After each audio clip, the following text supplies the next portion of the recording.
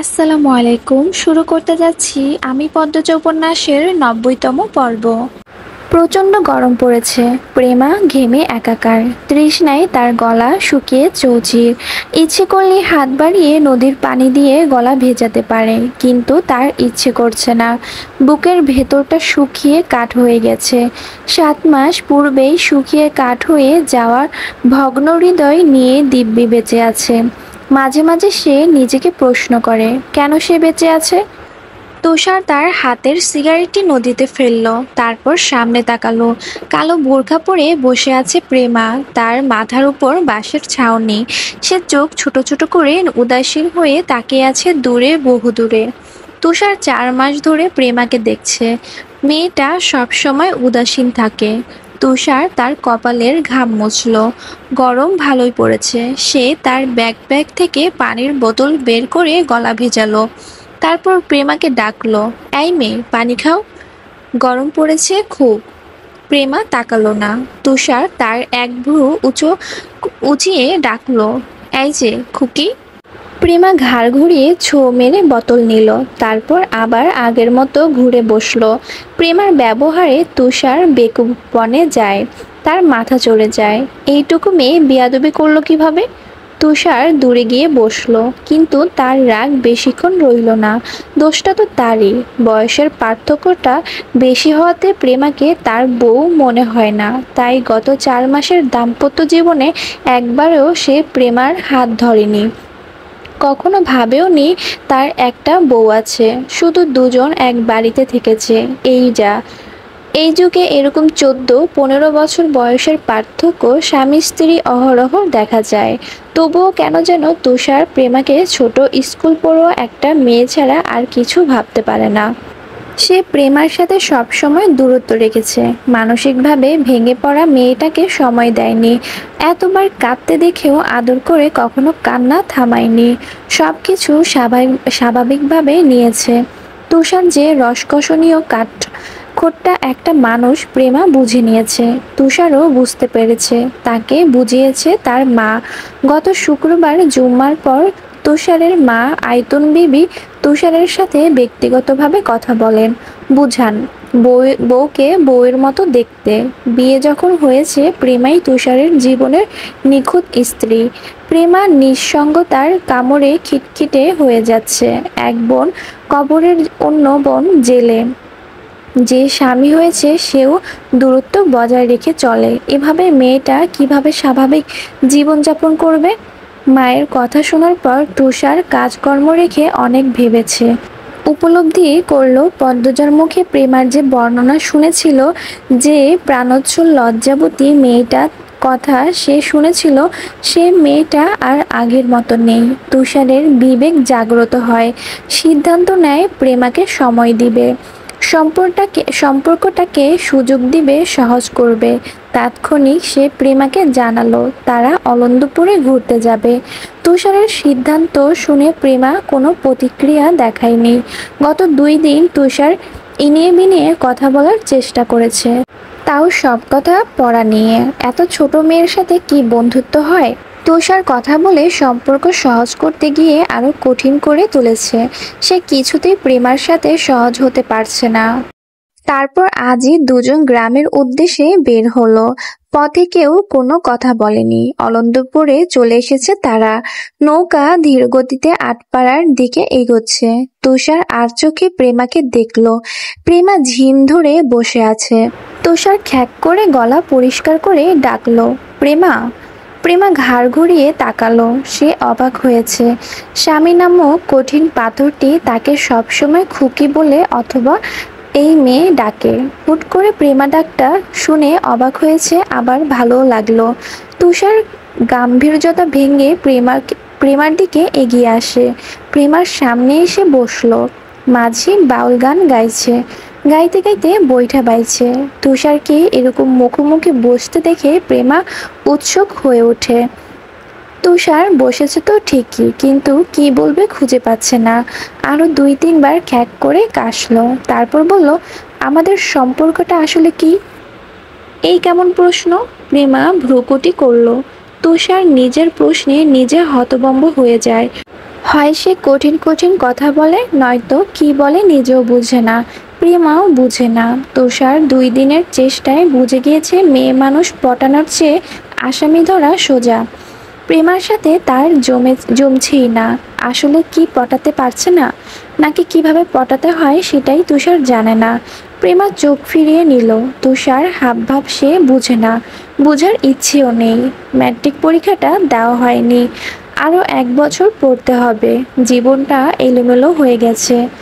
তার পাশে আপন বলতে কেউ নেই। প্রেমার বুক চিরে দীর্ঘশ্বাস বেরিয়ে আসে। তুষার সেই দীর্ঘশ্বাস শুনতে পায়।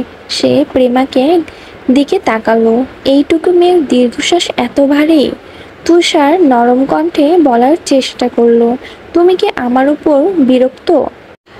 তুষার নরম কণ্ঠে কথা বলার চেষ্টা করলেও কণ্ঠস্বরে গাম্ভীর্যতা থেকে যায়। প্রশ্ন করে 2 ভ্রু কুঁচকে প্রেমার দিকে তাকায়। তার চাহনি দেখে মনে হচ্ছে প্রেমা চোর, চুরি করে ধরা পড়েছে, আর তারই জিজ্ঞাসাবাদ চলছে। প্রেমা জবাব দিল না। তুষারের ভ্রু দুটি আরও বেঁকে গেল।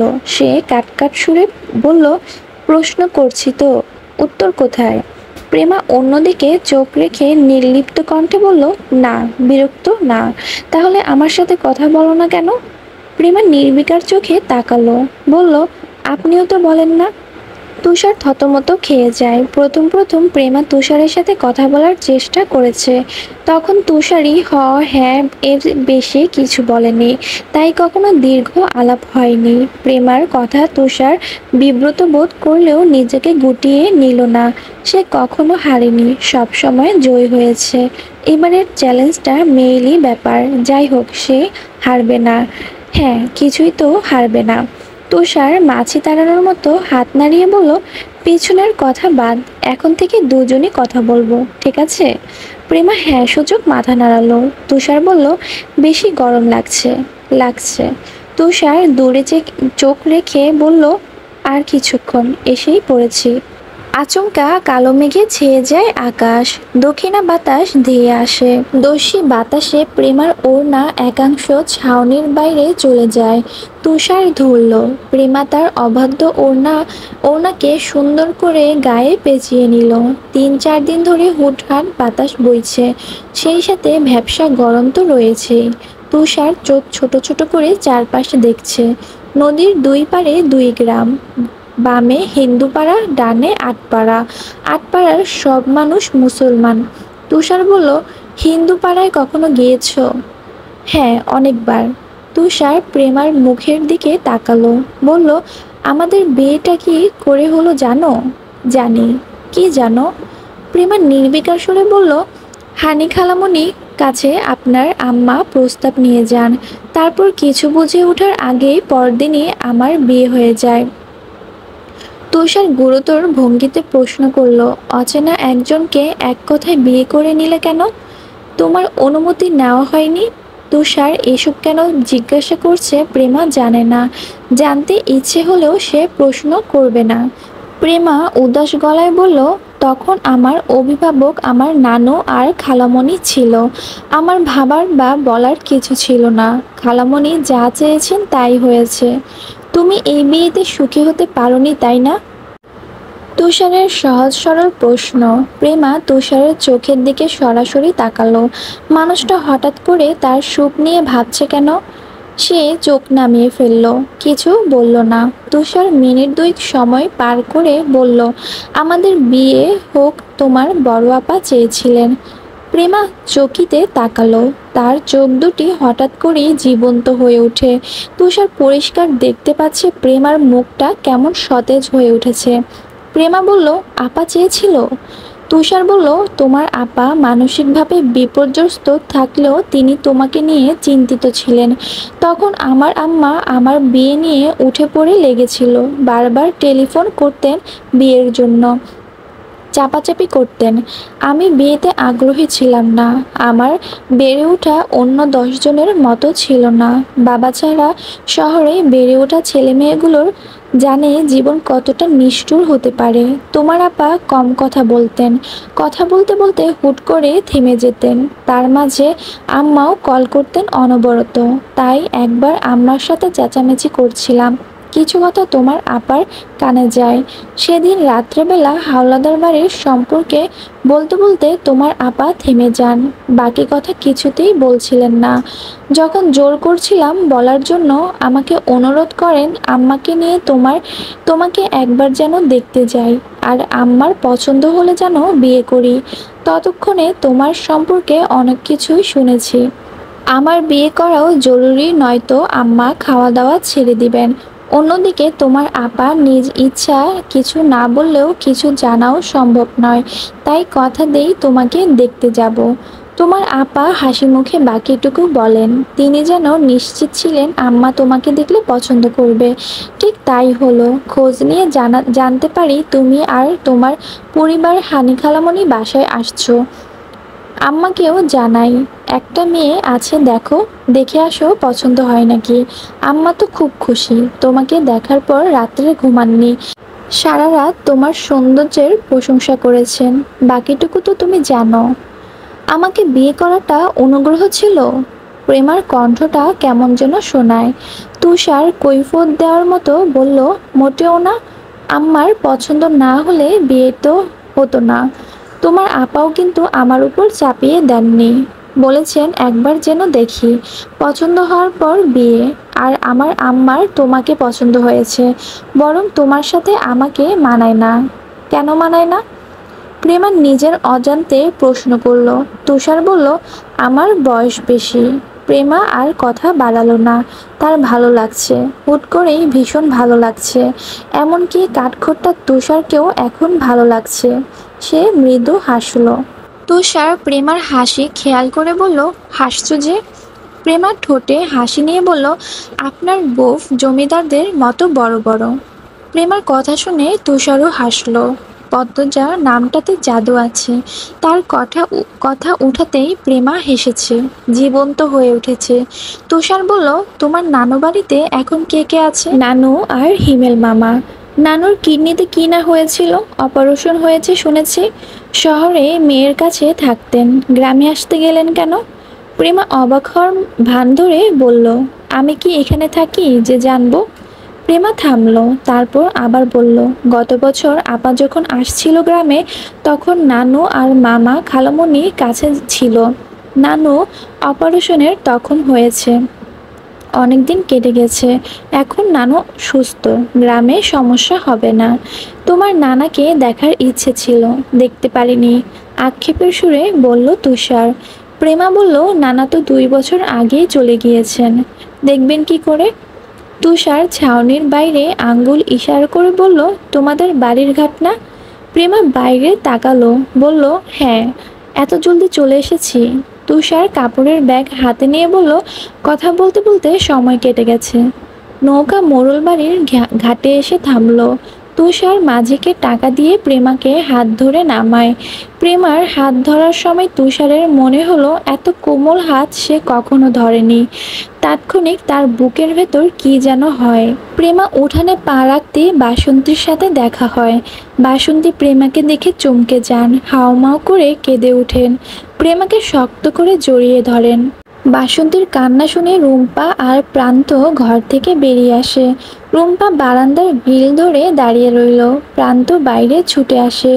বাসন্তী কাঁদতে কাঁদতে বললেন, ও মা, মা আমার। প্রেমা আকস্মিক আগমন তিনি হজম করতে পারছেন না। মোড়ল বাড়ি মরুভূমিতে পরিণত হয়েছে। মরুভূমি মাঝে প্রেমা যেন জল হয়ে এসেছে। প্রেমা বাসন্তীর পিঠে হাত বুলিয়ে বলল, শান্ত হও বড় আম্মা, শান্ত হও। বাসন্তী প্রেমার কপালে গালে চুমু দিলেন। তুষার পাশ থেকে সালাম দিল। বাসন্তী চোখের জল মুছে তুষারকে বলল, ভালো আছো আব্বা? জি আম্মা। আপনি তো অনেক শুকিয়ে গেছেন। মেয়েগুলোর কাছে নেই, তারা ভালো নাই, আমি কেমনে ভালো থাকি বাপ? প্রেমা প্রান্তর দিকে তাকাতে প্রান্ত প্রেমার মাথায় থাপ্পড় দিল। বলল, এতদিন পর আসলি? প্রেমা প্রান্তর চুল টেনে ধরে বলল, একদম মাথায় থাপ্পড় দিবি না, আমার মাথা ব্যথা করে। প্রান্ত আরও কিছু বলতে যাচ্ছিল, তুষারকে দেখে থেমে যায়। তুষার হাসতে কার্পণ্য করল না। সে প্রান্তর সাথে হ্যান্ডশেক করে বলল, দিনকাল কেমন যাচ্ছে? কৌশল বিনিময় শেষে বাসন্তী তুষার আর প্রেমাকে নিয়ে বারান্দায় পা রাখলেন।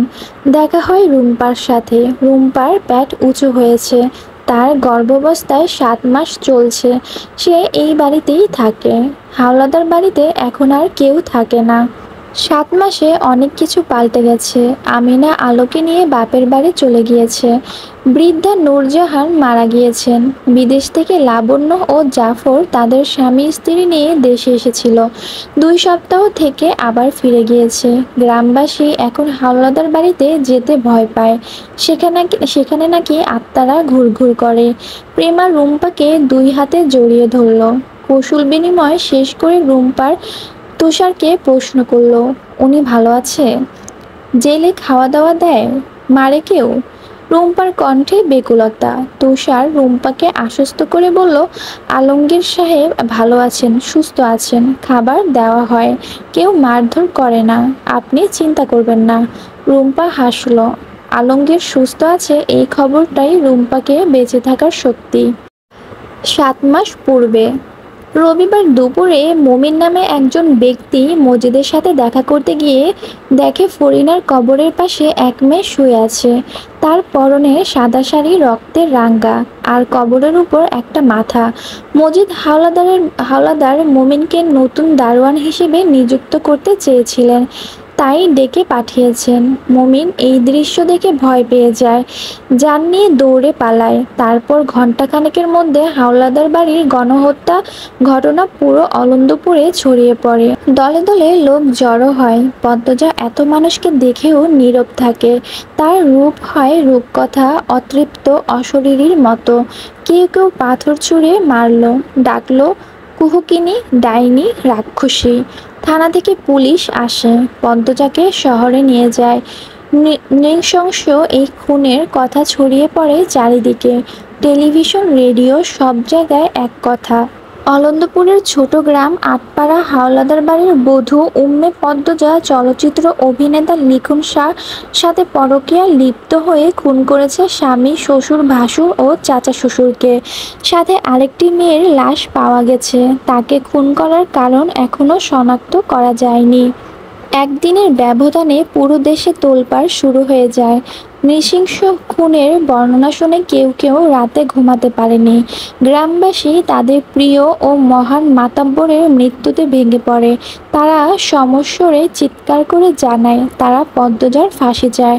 মুহূর্তে পুরো দেশের কাছে কলঙ্কিত হয়ে যায় পদ্মজা। আলমগীর গ্রামে এসে শুনে পুলিশ পদ্মজাকে ধরে নিয়ে গেছে। খুন হয়েছে বাড়ির প্রতিটি পুরুষ। সব শুনে ঘাবড়ে যায় আলমগীর। ফিরে যায় রুম্পার কাছে। মগা গ্রামে প্রবেশ করতেই পুলিশ তাকে পূর্ণার খুনের দায়ে আটক করে। আলমগীর ঘরে ফিরে দুশ্চিন্তায় পড়ে যায়। রুম্পা আলমগীরকে অনেক প্রশ্ন করলো, আলমগীর জবাব দিল না। আমিরের দেওয়া নীল খামটির দিকে অপলক চোখে তাকিয়ে রইল। এই খামে একটা চিঠি আর অনেকগুলো গুরুত্বপূর্ণ দলিল রয়েছে। চিঠিতে লেখা এক পরিকল্পনা, আর ঘটেছে অন্য ঘটনা। সবাই যেভাবে পদ্মজার উপর ক্ষিপ্ত হয়েছে, ফাঁসি নিশ্চিত। সে চাইলে পদ্মজার ফাঁসি আটকাতে পারে। তার হাতে যথেষ্ট প্রমাণ আছে, কিন্তু তার জন্য নিজের জীবন ও সংসার ত্যাগ করতে হবে। এত সাধনার পর পাওয়া নতুন জীবন ভালো করে উপভোগ করার পূর্বে কিছুতেই সে বন্দী হতে চায় না। আলমগীর খাম থেকে চিঠিটি বের করে আরও একবার পড়ল। প্রিয় বড় ভাই, বড় বিপদে পড়ে তোমার সাহায্য চাইছি। এখানে ঘটে গেছে অনেক ঘটনা। পদ্মজা জেনে গিয়েছে সব সত্য। তোমার চিঠি পাওয়ার পূর্বেই সব জেনেছে। আমি বিস্তারিত কিছু লিখব না, তুমি পরে পদ্মজার কাছে জেনে নিও। আমি আমার জীবন উৎসর্গ করব। তার আগে আমি 4 জনকে হত্যা করতে চাই। তার মাঝে 3 জন পদ্মজার নামে কুৎসা রটিয়েছে। আমি তখন গ্রামে ছিলাম না, ঢাকা গিয়েছিলাম। সেই সুযোগে তারা সুন্দর চাঁদে দাগ ছিটিয়েছে। রবিবার সকাল আমার দেখা হবে না। আমার বেঁচে থাকা পদ্মজার জন্য হুমকি, সেই সাথে আমার জন্য ভীষণ কষ্টের। আমি তোমাকে কিছু দলিল দিয়েছি, যা প্রমাণ করে আমি একজন নারী পাচারকারী। সেই সাথে এটাও প্রমাণ করে আমার সাথে করা কারা ছিল। একটু খুঁজে দেখো, দলিলগুলোর মাঝে আরেকটি চিরকুট আছে। সেখানে আমি স্পষ্ট করে আমার সাথে কাজ করা সবার নাম লিখে দিয়েছি। যাদের বর্তমান ঠিকানা জানা আছে সেই ঠিকানাও লিখে দিয়েছি। আমি প্রমাণসহ স্বীকার করেছি আমার সব অপরাধ। তোমার নাম সেখানে কোথাও নেই। কোথাও মেয়ে পাচার হয়, কিভাবে হয়, কারা এই কাজের সাথে যুক্ত, আমার জানা সব বিস্তারিত লেখা আছে। আমার দেওয়া ঠিকানা অনুসারে খোঁজ চালালে উদ্ধার হবে 250-রও বেশি মেয়ে। তুমি এই চিরকুট নিজের কাছে রেখে আমার স্বীকারোক্তি চিরকুটটি ও সকল দলিল প্রমাণ হিসেবে সকলের সামনে উন্মোচন করবে। রুম্পা ভাবিকে বাঁচিয়ে রাখার অবদান পুরোটাই আমার ছিল। সেই কৃতজ্ঞতা থেকে হলেও তুমি পদ্মজাকে কলঙ্কমুক্ত করো ভাই। পদ্মজাকে নিজের সাথে নিয়ে যাও। দেখে রেখো, তোমার কাছে আমানত রেখে গেলাম। ইতি আমির হাওলাদার। আলমগীর চিঠি মেঝেতে রেখে দুই হাতে মাথা চেপে ধরে। সে মগার থেকে চিঠি পাওয়ার পরই আমিরকে বাঁচানোর জন্য বেরিয়ে পড়ে। আমিরকে সে ভীষণ ভালোবাসে। আমিরের আত্মহত্যার সিদ্ধান্ত আলমগীরকে বসে থাকতে দেয়নি। কিন্তু গ্রামে পৌঁছে শুনল সব শেষ। পদ্মজা খুন করেছে সবাইকে। আর এখন পদ্মজা মিথ্যা অপবাদে জেলে বসে বাস করছে। এই মুহূর্তে সে যদি এই প্রমাণসমূহ নিয়ে সে পুলিশের কাছে যায়, পুলিশ তাকেও আটক করবে। সে পুলিশকে মিথ্যে বলতে পারবে না, সেই সাহস হবে না। সব সত্য জানার পর তার ফাঁসিও হতে পারে। সে নিজেকে উৎসর্গ করার সাহস পায় না। পদ্মজার মামলার তর্ক বিতর্ক যখন 25 দিন পার হয়, তখন রুম্পা নিজ ইচ্ছায় আলমগীরকে অনুরোধ করল আলমগীর যেন পদ্মজাকে বাঁচায়। মিথ্যে অপবাদে পদ্মজার ফাঁসি হতে দেখে সে সুখের সংসার করতে পারবে না। পদ্মজা পরকীয়ায় লিপ্ত হয়ে কাউকে খুন করেনি, এইটুকু সত্য যেন আলমগীর সবাইকে জানায়। আলমগীর রাতেই রুম্পাকে নিয়ে বেরিয়ে পড়ে ঢাকার উদ্দেশ্যে। পুলিশের কাছে আত্মসমর্পণ করে। পদ্মজাও তখন সব স্বীকার করেছে। সব প্রমাণ পাওয়ার পর দেশের পরিবেশ পাল্টে যায়। জনগণের মাথায় পড়ে হাত। আমিরের দেওয়া তথ্য অনুসারে ধরা পড়ে কয়েকটি চক্রের নেতা। তদন্ত চালিয়ে জানা যায় স্বয়ং বাণিজ্যমন্ত্রী এই চক্রের সাথে জড়িত। উদ্ধার হয় 300-রও বেশি অসহায় মেয়ে। কেউ কেউ পলাতক। এই খবর দেশের বাইরেও বেরিয়ে পড়ে। কুয়েত, সৌদি সহ আরও কয়েকটি দেশে তদন্ত শুরু হয়। তারা চিরুনি অভিযান চালিয়ে আমিরের দেওয়া তথ্যের উপর নির্ভর করে মেয়ে সংগ্রহকারীদের খুঁজে চলে। 2 জন ধরা পড়ে, বাকিরা ধরাছোঁয়ার বাইরে। উদ্ধারকৃত মেয়েগুলি নতুন জীবন পেয়ে আনন্দ আত্মহারা। আমিরের চিঠিতে নতুন গোপন তথ্য ছিল। অন্দরমহলের পিছনে বড় নারিকেল গাছটির নিচে একটি বিশাল গর্ত আছে, যেখানে ছুরি, রামদা, চাপাতি, কুড়াল, চাবুক ও অনেক অস্ত্র রয়েছে। তুষার অস্ত্র সমূহ উদ্ধার করে। সেই সাথে উদ্ধার হয় পদ্মজার জন্য রেখে যাওয়া আমিরের লাল খামটি। পদ্মজা তখন অস্বাভাবিক ছিল। সে নিজের মধ্যে ছিল না। তাকে হাসপাতালে রাখার আদেশ দেয় আদালত। 1.5 মাসের চিকিৎসার পর পদ্মজার শারীরিক ও মানসিক ক্ষয়ক্ষতি অনেকটা সেরে ওঠে। আদালত থেকে 10 বছর কারাদণ্ড দেওয়া হয়। আলমগীর রাজ সাক্ষী হওয়াতে ফাঁসির বদলে আমৃত্যু কারাদণ্ড হয়। শেষ নিঃশ্বাস অবধি সে কারাগারে কাটাবে। তারপর রুম্পা চলে আসে গ্রামে। গ্রামে আসার 1 মাস পর জানতে পারে সে গর্ভবতী।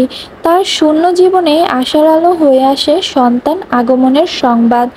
দেশবাসী মুখের কথা পাল্টে যায়। তারা পদ্মজার মুক্তি চেয়ে আজও আন্দোলন করে যাচ্ছে।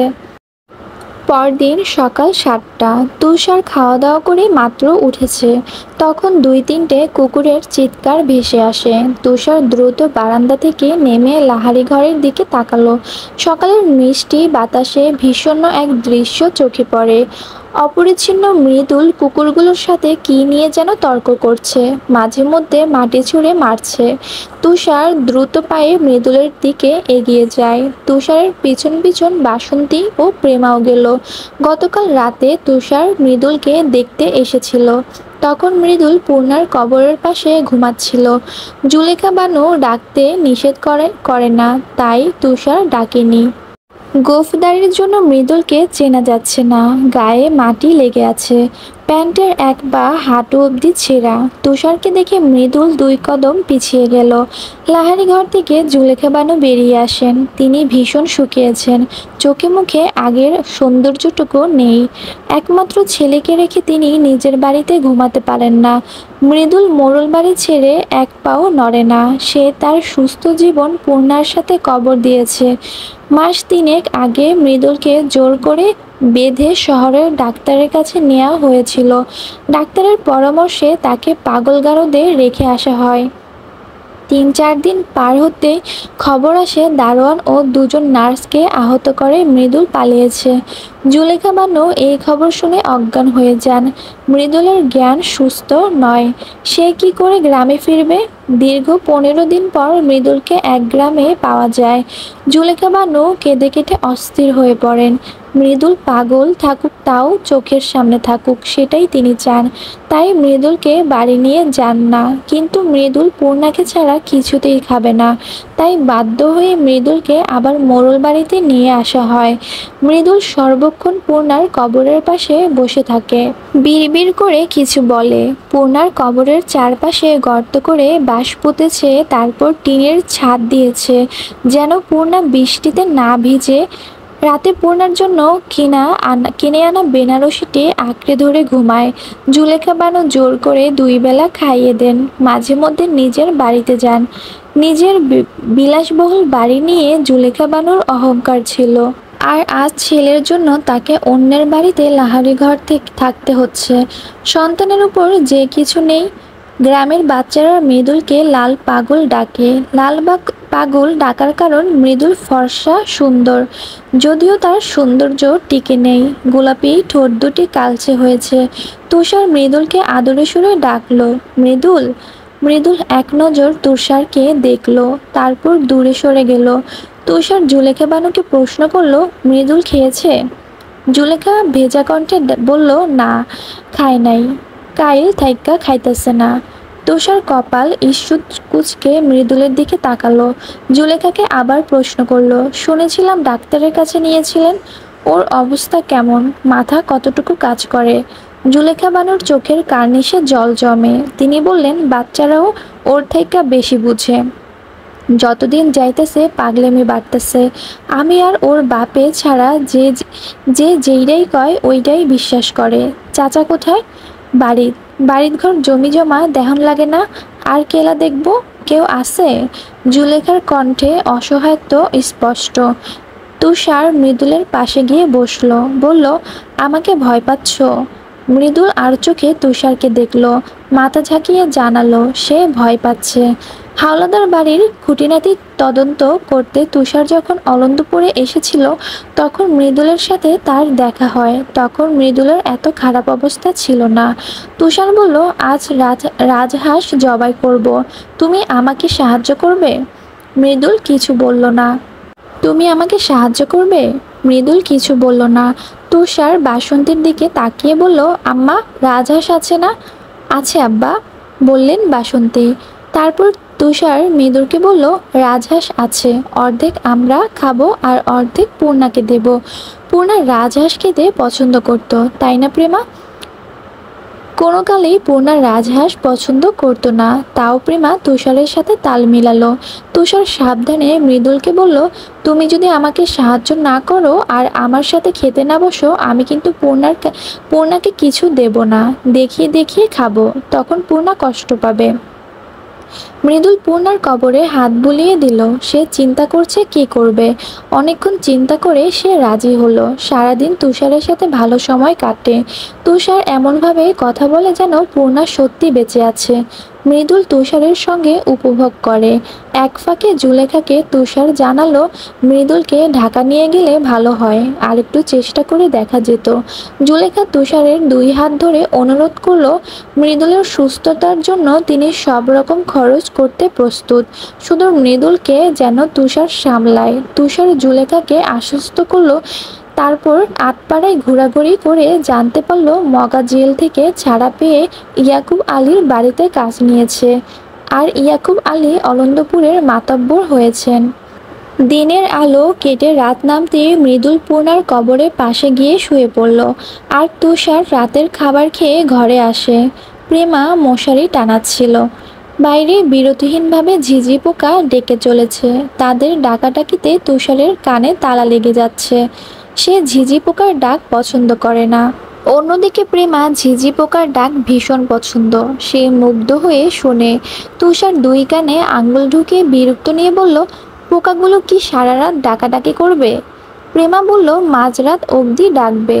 তুষার অবাক হয়ে প্রশ্ন করল, মাঝরাত অবধি জেগে থাকবো? কানে তুলা দিয়ে রাখুন। আছে তুলা, বলল তুষার। প্রেমা আলমারি খুলে তুলা বের করে দিল। তুষার প্রেমার কাণ্ডে বিস্মিত। সত্যি সত্যি তুলা দিয়ে দিল। এই মেয়ে নাকি বাকি দুই বোনের চেয়ে লজ্জাবতী আর ভীতু ছিল। অথচ পদ্মজা আমিরকে লজ্জা পেত, পূর্ণা মৃদুলকে লজ্জা পেত, আর প্রেমার লজ্জা তো দূরের কথা, তার চেয়ে এত বড় মানুষটিকে পরোয়াও করে না। নির্বিকার ভঙ্গিতে থাকে। সব সময় ও পরিস্থিতি মানুষকে কতটা পাল্টে দেয়। তুষার তুলা হাতে বসে রইল। প্রেমা খেয়াল করেও কিছু বলল না। শোবার সময় প্রেমা প্রশ্ন করল, আপার কারাদণ্ড সময় কি কমানো যায় না? কমতে পারে, মনে হয় না এতদিন জেলে রাখবে। অনেক সময় যতদিন জেল হওয়ার কথা ততদিন হয় না। এমনও হয়। হয় মেয়েদের আগে মুক্তি পেয়ে যায় অনেকে। তাছাড়া লিখন শাহ দৌড়াদৌড়ি করছেন, জনগণও চাইছে সাজা কমানো হোক। কমবে নিশ্চয়ই। আপাকে জেল থেকে বের হয়ে লিখন ভাইকে বিয়ে করতে রাজি হবে? আমার যতটুকু ধারণা রাজি হবে না। লিখন শাহ আশা নিয়ে বসে আছেন। পূরণ হওয়ার সম্ভাবনা খুবই কম। পদ্মজল লিখন শাহকে একটা চিঠি পাঠিয়েছেন। প্রেমা উৎসুক হয়ে জানতে চাইল কি লেখা সেখানে। তুষার চেয়ার ছেড়ে বিছানায় এসে বসল। বলল, আমি পড়িনি, পিন্টুকে দিয়ে পাঠিয়েছি। প্রেমা ছোট করে বলল, ও। তারপর প্রশ্ন করল, গত কয়েকদিনের মধ্যে আপার সাথে দেখা হয়েছে? হ্যাঁ, গতকাল বিকেলেই দেখা হয়েছে। তিনি আমাকে দেখলেই গুটিয়ে যান। পরপুরুষের উপস্থিতি পছন্দ করেন না, তাই না? প্রেমা হেসে মাথা ঝাঁকালো। আবার পদ্মজার কথা শুনে প্রেমা হেসেছে। তুষার প্রেমাকে ভালো করে খেয়াল করলো। পদ্মজার মুখের ছাপ প্রেমার মুখে আছে। প্রেমা সবসময় সোজা, স্মৃতি করে, বেনি করে। শাড়ি পরে বলে বয়সের তুলনায় একটু বেশি বড় লাগে। এই যা, হুট করে প্রেমাকে বড় মনে হচ্ছে কেন? এতদিন তো শাড়ি পরাই দেখেছে, বড় তো লাগেনি।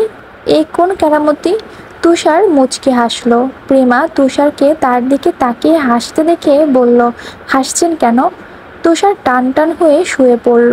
প্রসঙ্গ পাল্টে বলল, আমির হাওলাদার 3টে বিয়ে করেছেন, আমি হলো 4টি বিয়ে করতাম। 4 বিয়ে করা সুন্নত। প্রেমা বাঁকা চোখে তুষারের দিকে তাকালো। বলল, করুন গিয়ে। তবে ভাইয়ার প্রথম দুটো বিয়ের কোনো মূল্য নেই। ভাইয়ার বউ একমাত্র আমার আপা। তুষার এক হাতে মাথার ভর দিয়ে প্রেমার দিকে ফিরে বলল, কেন মূল্য নেই? ইসলামে পালিয়ে বিয়ে করার মূল্য নেই। মেয়ের অভিভাবক লাগে। ভাইয়ার দুটো বউ বাসায় কিছু না বলে বিয়ে করেছে, তাই হাসরের ময়দানে আমির ভাইয়ার বউ শুধু আমার আপা। কথাটা প্রেমা ভাব নিয়ে বলল। তুষার আবার হাসলো। সোজা হয়ে শুয়ে চোখ বুজলো। মাঝে দূরত্ব রেখে প্রেমাও শুয়ে পড়ে। কিছুক্ষণ পর তুষার বলল, প্রেমা। প্রেমা জেগেছিল। সে সঙ্গে সঙ্গে বলল, 7 দিনের কথা তো আজ একদিনেই বলে ফেলেছেন। প্রেমার কণ্ঠে ঝাঁজ। তার মনে তুষারের জন্য কত রাগ জমে আছে টের পাওয়া যাচ্ছে। কেন এত রাগ? সে কি গত 4 মাসে তুষারের সঙ্গ পাওয়ার আশা করে বারবার নিরাশ হয়েছে? সত্যি এমন কিছু হয়েছে? তুষার ভাবল। অদ্ভুত বিষয়, প্রেমার মুখের ঝাঁঝালো কথাগুলো তুষারের ভালো লাগছে। সর্বনাশ, তবে কি সেও মরণ প্রেমের পড়তে যাচ্ছে? পরিণতি আমিরের মতো হবে নাকি মৃদুলের মতো, নাকি আরো ভয়ানক? হঠাৎ নীরবতা ভেঙে তুষার বলে উঠল, জানো প্রেমা, ভালোবাসার ব্যাখ্যা ও রূপের বাহার পর্যবেক্ষণ করতে গেলে মস্তিষ্ক ফাঁকা হয়ে যায়। তুষারের গলার সুরটা পরিবর্তন হয়েছে, কোমল হয়েছে। সে এত পাল্টে গেল কি করে? প্রেমা বলল, কেন এমন হয়? তুষার শূন্যে চোখ রেখে বলল, ভালোবেসে মানুষ পাগল হয়, ভালো হয়, খারাপ হয়, নিঃস্ব হয়, এমনকি নিজের জীবনকেও হত্যা করতে দুইবার ভাবে না। কি অদ্ভুত! তুষারের কথাগুলো প্রেমার ভালো লাগছে। সে তুষারের দিকে ফিরল। তুষারও প্রেমার দিকে তাকালো। প্রেমা বলল, যে ফাঁসে সে জানে ভালোবাসা বড়ই অদ্ভুত। কি সুন্দর কথা, কত মোহনীয় তার কণ্ঠ। তুষার ধীর সুরে বলল, কাউকে ভালোবেসেছো? প্রশ্নটি শুনে প্রেমার ঠোঁট দুটি কেঁপে ওঠে। সে দ্রুত অন্যদিকে ফিরে চোখ বুজল। কি করে সে বুঝবে তুষারের প্রেমে পড়ে পড়ে খাক হয়ে যাচ্ছে তার হৃদয়? তার ব্যথিত হৃদয় তারই অজান্তে তুষারের প্রেমে কবেই পড়েছে। তুষার প্রেমার পিঠের দিকে তাকিয়ে রইল। তার কেন যেন মনে হলো প্রেমা তার চোখের দৃষ্টি আড়াল করছে। আসসালামু আলাইকুম। শুরু করতে যাচ্ছি আমি পদ্মজ উপন্যাসের 91তম পর্ব। লিখনের মা ফাতিমা ঘরের জিনিসপত্র ভাঙচুর করছেন। তিনি ত্রিধার সাথে লিখনের বিয়ে ঠিক করেছেন, কিন্তু লিখন বিয়ে করবেন না। সে পদ্মজার জন্য অপেক্ষা করছে। পদ্মজা জেল থেকে বের হলে তাকেই বিয়ে করবে। ফাতিমা একজন খুনি বিবাহিত এক বাচ্চার মাকে কিছুতেই ছেলের বউ হিসেবে মেনে নিতে রাজি নন। লিখন যেরকম নাছোড়বান্দা, তার মা তেমনই নাছোড়বান্দা। ফাতিমা কঠোরভাবে জানিয়েছেন, যদি লিখন পদ্মজাকে বিয়ে করে তিনি আত্মহত্যা করবেন। সম্মান নষ্ট হওয়ার চেয়েও মৃত্যু শ্রেয়। এতেও লিখন ভ্রুক্ষেপ করল না। সে পাগল হয়ে আছে। আমির নেই, এবার সে পদ্মজাকে পাওয়ার স্বপ্ন দেখতেই পারে। জীবন তাকে একটা সুযোগ দিয়েছে, সে সেই সুযোগ এড়াতে পারবে না। এতদিন দূরে থেকেছে পদ্মজার স্বামী ছিল বলে। এখন পদ্মজা একা, তার স্বামী মৃত। পদ্মজাকে বিয়ে করে তাকে একটা নতুন জীবন উপহার দিবে, সেই সাথে নিজের ক্ষত হৃদয় সারিয়ে তুলবে। লিখন বৈঠকখানাতে গিয়ে বসলো। যেদিন জানালো পদ্মজা জেলে, সেদিন থেকে সে দৌড়ের উপর আছে। অসুস্থ শরীর নিয়ে খাওয়া দাওয়া বাদ দিয়ে দৌড়দৌড়ি করেছে। একদিকে পদ্মজার ফাঁসি হওয়ার আশঙ্কা, অন্যদিকে মিথ্যে বদনামে তার কেরিয়ার নষ্ট হওয়ার পথে। ভাগ্য সহায় ছিল, তাই দুটোর কোনোটাই ক্ষতি হয়নি। এজন্য খোদার দরবারে হাজার হাজার শুকরিয়া। দ্বিতীয় তলা থেকে ফাতিমা চিৎকার ভেসে আসে, এই মেয়ের জন্য আমার ছেলের জীবনে প্রথমবার আহত হয়ে হাসপাতালে ছিল। এমন অশুভ মেয়েকে আমি আমার ছেলের জীবনে মেনে নেব না। তুমি তোমার ছেলেকে সামলাও।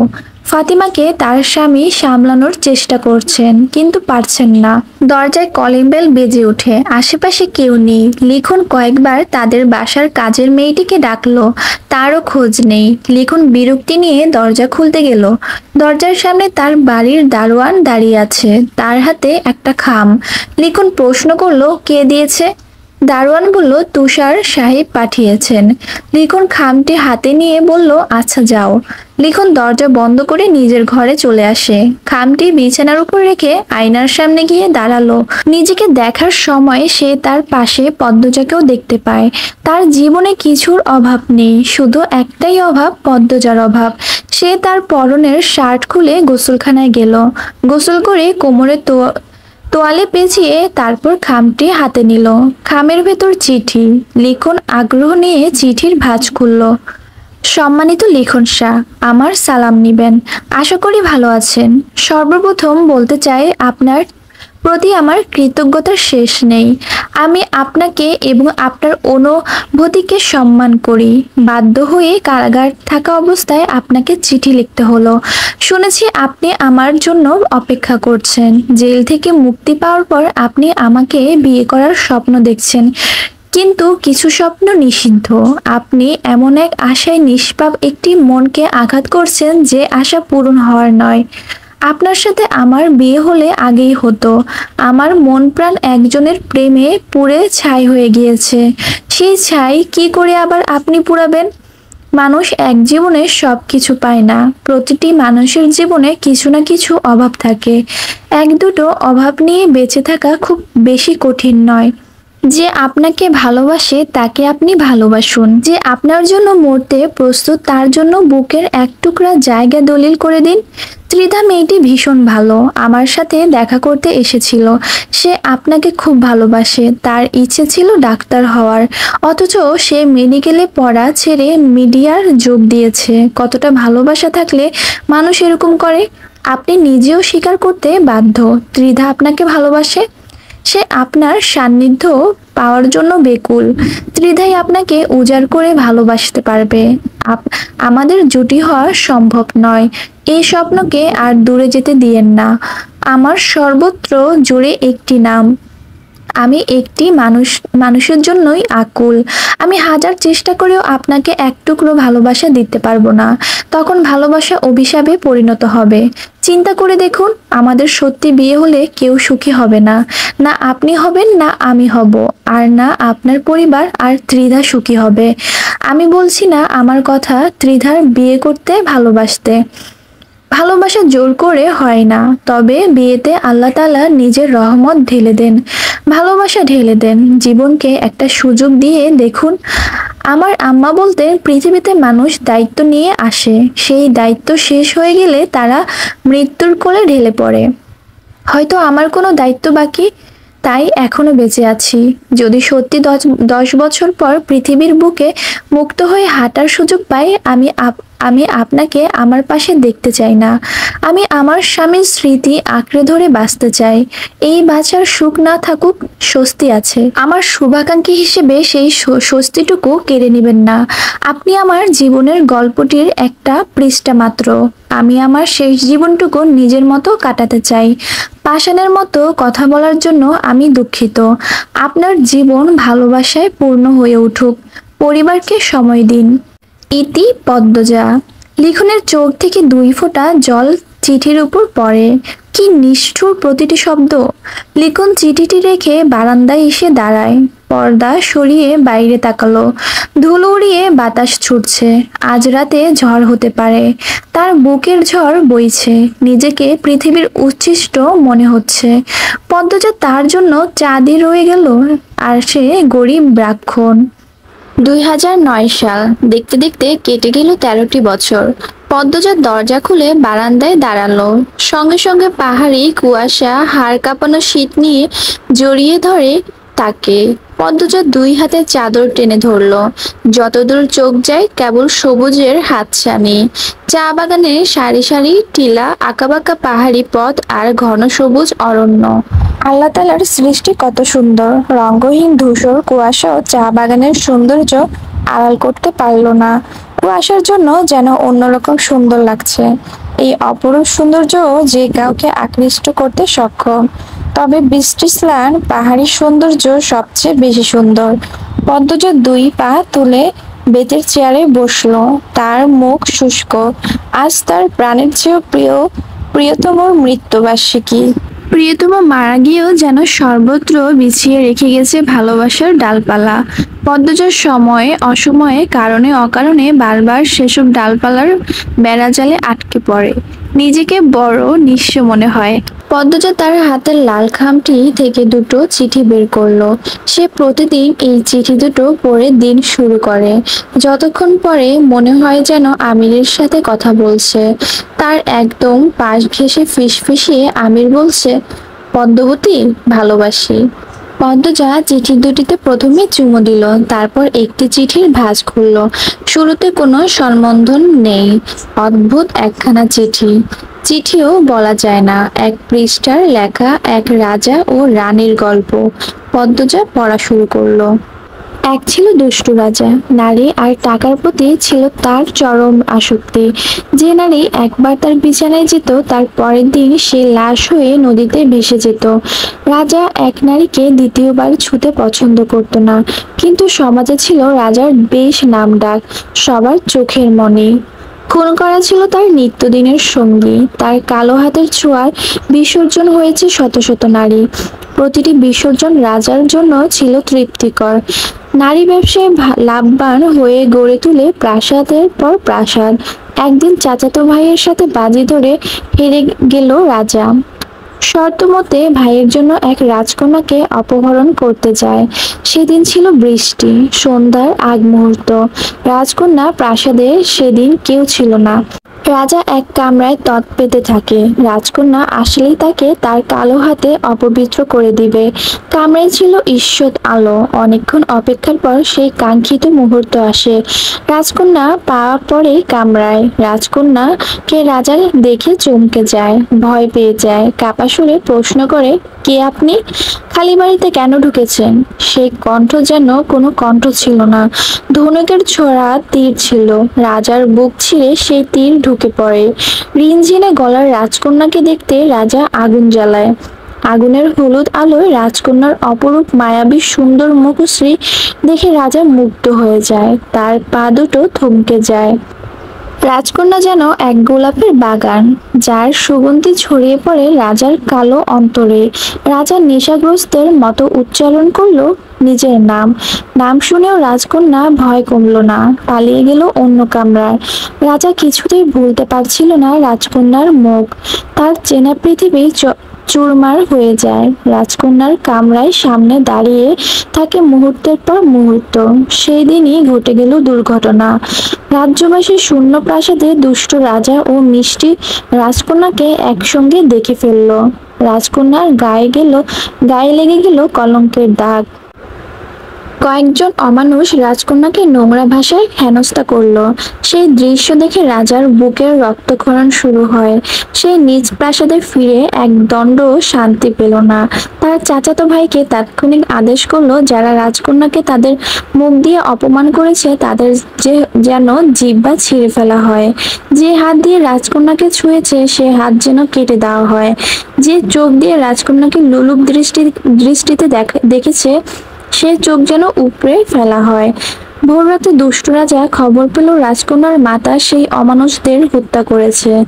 এতে রাজা খুশি হলেও রাজকন্যার মাতাকে নিয়ে একটা চাপা ভয় কাজ করে। কিন্তু বেশিক্ষণ রাজকন্যার মাতাকে নিয়ে ভাবলো না। রাজকন্যাকে যে ভোলা যাচ্ছে না, তাকে যে করেই হোক পেতেই হবে, নয়তো জীবন বৃথা। রাজা তার পিতাকে আদেশ করলো, মায়াবতী রাজকন্যাকে তার চাই, নয়তো সে বাঁচবে না, এই পৃথিবী তোলপাড় করে দিবে। রাজার পাগলামি দেখে অবাক তার পরিবার। সালিশে সেই দুষ্ট রাজা রাজকন্যার মাতার তীক্ষ্ণ দৃষ্টি থেকে রেহাই পেয়ে জিতে নিল রাজকন্যাকে।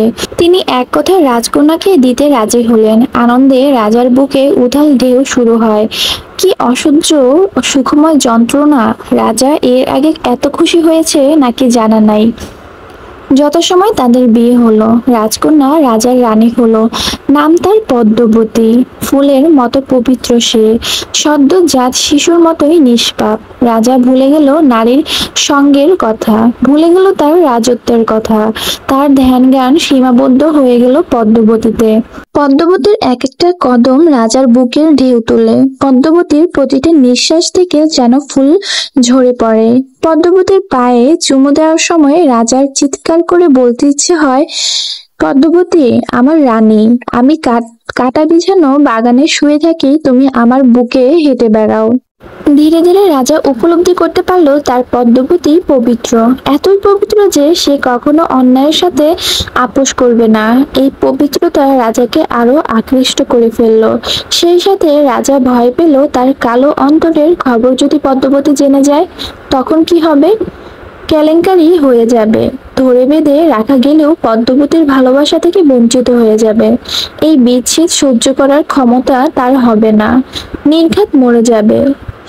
যে ভালোবাসা নিজ ইচ্ছায় তাকে বিমুগ্ধ করে তোলে, সে ভালোবাসা জোর করে সে কখনো নিতে পারবে না। রাজা তার পাপ লুকিয়ে রাখতে মিথ্যা কথা বলা ও মিথ্যে অভিনয় করা শুরু করলো। পদ্মবতী থেকে সহানুভূতি আর বিশ্বাস অর্জন করতে গল্প বানালো। তার পাপের মহলে নিরাপত্তা বাড়িয়ে দিল। প্রয়োজনে সে পৃথিবীর প্রতিটি মানব সন্তানকে খুন করতে প্রস্তুত, তাও তার পাপের জন্য পদ্মবতীকে হারাতে চায় না। যথাসম্ভব পদ্মবতীকে নিয়ে দুষ্ট রাজা অন্য রাজপ্রাসাদে চলে আসে। সেই প্রাসাদে রাজা তার পদ্মবতী ছাড়া আর কেউ নেই। ভালোবাসার সোহাগ ও খুনসুটিতে ভরে ওঠে তাদের ঘর। রাজার দৃষ্টি ডুবে যায় একজনেতে। কোনো নারী আর তাকে টানতে পারল না। প্রতিটি প্রহর পদ্মাবতীকে নতুন করে অনুভব করে। নারী আসক্তি চিরতরে তাকে ছেড়ে গেল, কিন্তু নারী ব্যবসা রয়েই গেল। সৎ পেশার অজুহাতে অসৎ পেশা জ্বলজ্বল করে তখন জ্বলছিল। মাঝে মধ্যে রাজার ভয় হতো, পদ্মাবতী সব জেনে যাবে না তো। রাজা সব রকম পট্টি বেঁধে দিল পদ্মাবতীর চোখে। পদ্মাবতী সেই পট্টি সমূহ ভেদ করে পৌঁছাতে পারল না গভীরে, ভালোবাসার বেড়াজালেই আটকে রইল। বছর দেড়েক পর তাদের ঘর আলো করে এলো রাজকন্যা। রাজকন্যা ছিল মায়ের মতোই সুন্দর। আকাশের একটা চাঁদ উঠে, কিন্তু রাজার আকাশে উঠেছিল দুটো চাঁদ। ছোট্ট রাজকন্যাকে দেখে রাজার বুক কেঁপে ওঠে। দ্বিতীয়বারের মতো কোনো মেয়ের প্রতি সে ভালোবাসা অনুভূতি করে। তার প্রথম ভালোবাসা তার মা, দ্বিতীয় ভালোবাসা স্ত্রী, তার তৃতীয় ভালোবাসা তার কন্যা। রাজা যতবার রাজকন্যাকে কোলে নিত, বুকে একটা ব্যথা অনুভব করত। বারবার মনে হতো, আমার জগৎ সংসার একটু সাধারণ হতে পারতো না। এই চিন্তা তার অসৎ কাজে বিঘ্ন সৃষ্টি করে। সে অন্যমনস্ক হয়ে পড়ে, তার দলবল চিন্তিত হয়ে পড়ে। কাজের প্রতি রাজার উদাসীনতা তাদের ক্ষিপ্ত করে। পূর্ব ক্ষোভের জেদ ধরে তার রাজার দুর্বলতা লক্ষ্য করে তীর ছুঁড়ে মারে। সেই তীরে ছোট্ট রাজকন্যার প্রাণে আলো নিভে যায়। রাজার বুক থেকে একটা চাঁদ খসে পড়ে। পদ্মাবতী ভেঙে গুড়িয়ে যায়। পদ্মাবতী ব্যথা সহ্য করার ক্ষমতা রাজার নেই। শক্ত দুই হাতে আঁকড়ে ধরে পদ্মাবতীকে, তার কন্যার খুনিকে সে নিজ হাতে কোপাতে পারলেও খুনের আদেশ দাতাদের হত্যা করতে পারল না। জানতে পারল তার পিতা, চাচা ও চাচাতো ভাইয়ের আদেশে তার রাজকন্যার চোখ দুটি চিরতরে বন্ধ হয়ে গেছে। ততদিনে রাজা এটাও বুঝে গেল, যে জগতে সে প্রবেশ করেছে সেই জগতের শেষ পরিণতি মৃত্যু। সে যদি খুনের আদেশ দাতাদের ক্ষতি করে, তার ব্যবসা ডুবে যাবে। ব্যবসায় খুঁটি সে হলেও আদেশদাতারা সেই খুঁটি ধরে রেখেছে। আর ব্যবসার পতন মানে পদ্মাবতীর সব জেনে যাওয়া, সেই সাথে অন্য রাজাদের ক্ষোভের শিকার হওয়া। যে রাজাদের সাথে মিলে দুষ্ট রাজা পাপ জমার, তারা হিংস্র হয়ে উঠবে।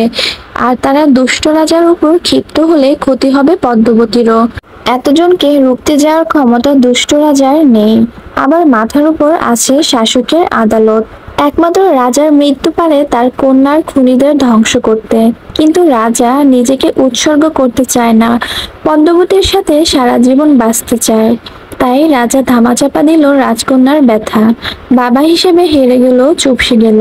অভিশাপ সেই রাজাকে, অভিশাপ। পদ্মজা চিঠির উপর হাত বুলিয়ে দিল।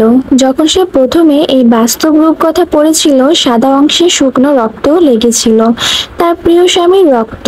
আমিরের শরীরের পাওয়া গেছে অগণিত কামড়ের দাগ, চাবুক মারার দাগ, ছুরির আঘাতের দাগ।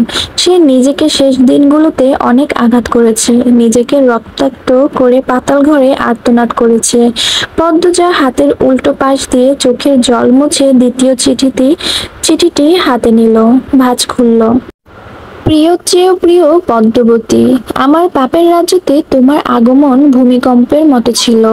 যখনই দেখি তুমি দাঁড়িয়ে আছো, আমার হৃৎপিণ্ড থমকে যায়। চোখের সামনে 6 বছরের গড়ে তোলা ভারী দেয়াল ভেঙে চুরমার হয়ে যায়। আমার চোখের মণি পদ্মজা, তোমার ওই দু চোখের অবিশ্বাস্য চাহনি আমাকে ছিন্ন ভিন্ন করে ফেলে। আমার কথা হারিয়ে যায়, আমি স্তব্ধ হয়ে যাই। খারাপের মাঝেও ভালো থাকার মন্ত্র ছিল তোমার দৃষ্টি। সেই দৃষ্টিতে যখন ঘৃণা দেখতে পাই, আমার বুক পুড়ে যায়, আমার মস্তিষ্কও ফেটে যায়। তোমার আহত মুখশ্রী দেখে আমার শরীরের চামড়া ঝলসে যায়। তোমার চোখের জল দেখে সমুদ্র আছড়ে পড়ে মাথার ওপর। আমার মিথ্যাচার, আমার প্রতারণা তোমাকে কষ্টের ভুবনে ছুঁড়ে ফেলে। বিষাদের ছায়া ঢেকে যায় তোমার চোখ। সেই বিষাদটুকু মুছে দেওয়ার অধিকার আমি হারিয়ে ফেলি। যদি পারতাম আকাশের মেঘ হয়ে তোমার কাজল কালো আঁখি ছুঁয়ে সবটুকু বিষাদ ধুয়ে মুছে সাফ করে দিতাম। আমার প্রথম ও শেষ ভালোবাসা, তুমি একটু দূরে শুনলেই যে আমি মনে মনে পুরো পৃথিবী ভস্ম করে দেওয়ার ইচ্ছা পুষি। সেই আমি পরিষ্কার দেখতে পেলাম তোমার আমার পথ চলা এখানেই শেষ। আমি শান্ত পাথরের মতো স্থির হয়ে যাই। গন্তব্য হারিয়ে ফেলি। এই ভুবনে তুমি আমার শেষ আশ্রয় স্থল ছিলে। আম্মার সাথে তখন যোজন যোজন দূরত্ব। তোমার ঘৃণা ভরা চাহনি আমাকে চোখের পলকে পুড়িয়ে দেয়। তোমার আমার বিচ্ছেদ আমাকে আঙ্গুল তুলে দেখিয়ে দেয়। প্রেমানলে জ্বলতে জ্বলতে আমি অনেক আগেই নিঃস্ব হয়ে গেছি। সোনালী রোদ্দুরের মতো সুন্দর আমার পদ্মবতী, আমি তোমাকে আঘাত করে নিজে মরে গিয়েছি। যে হাতে আঘাত করেছি সেই হাত পুড়ে যাক, পোকামাকড় খাক। তোমাকে ব্যথা দিয়ে আমি ভালো নেই।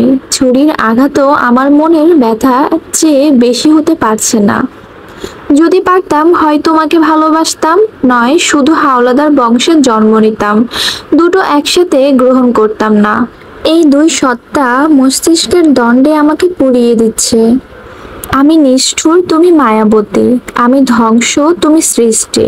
আমি পাপ, তুমি পবিত্র। এত অমিলে কেন হলো মিলন? কেন কালো অন্তরে ছড়িয়েছিলে ফুলের সুবাস? আমাকে ধ্বংস করা কি অন্য কোনো অস্ত্র ছিল না? এমন কঠিন কষ্ট কেন দেওয়া হচ্ছে আমাকে?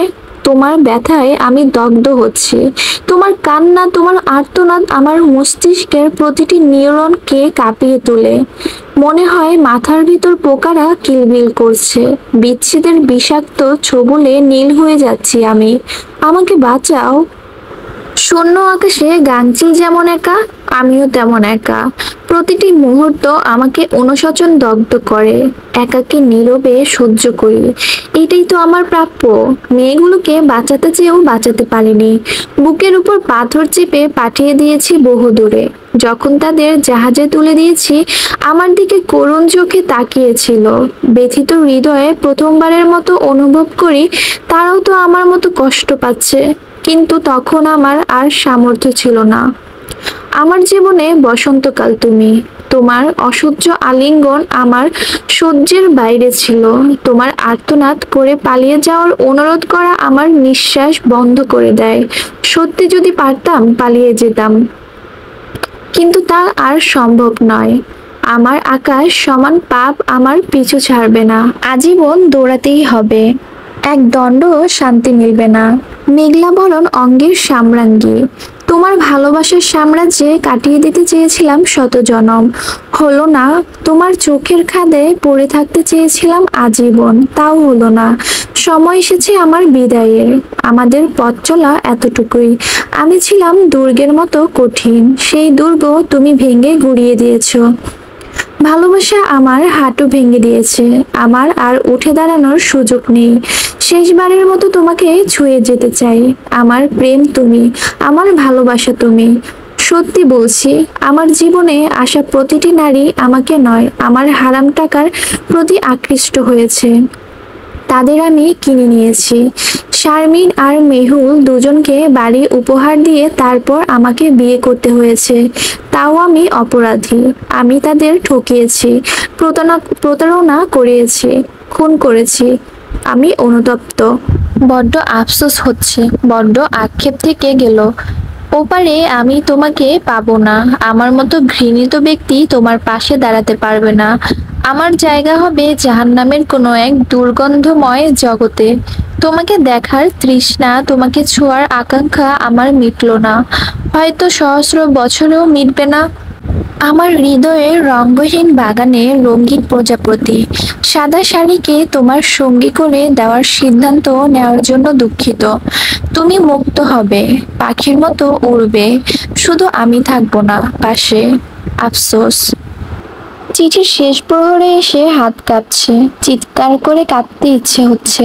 এই পৃথিবীতে আমি আরেকটু থাকতে চাই। এই পৃথিবীর সবুজ বুকে তোমাকে নিয়ে প্রতিটি ভোর হাঁটতে চাই।